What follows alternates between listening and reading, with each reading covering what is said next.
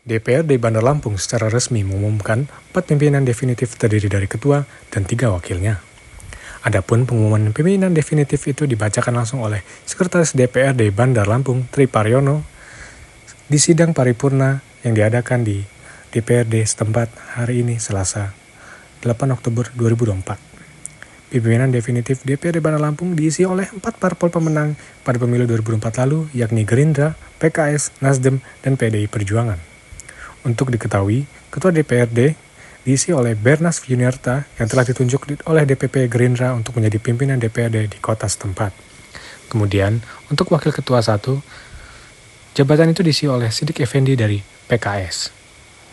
Kemudian, Wakil Ketua 2 dari Partai Nasdem yakni Afrizal dan Wakil Ketua 3 dari PDIP yakni Wiyadi. Setelah ini, nama-nama pimpinan definitif tersebut akan dikirimkan ke gubernur untuk dilakukan penerbitan SK. Jika SK gubernur itu telah diterbitkan, SK tersebut akan langsung dikirimkan ke DPRD Bandar Lampung kembali.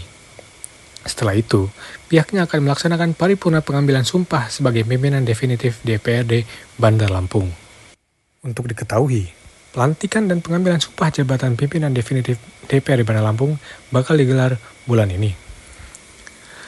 Ketika diwawancarai, Bernas Yuniarta membenarkan bahwa pelantikan dirinya beserta 3 pimpinan lain akan digelar secepatnya atau bulan ini.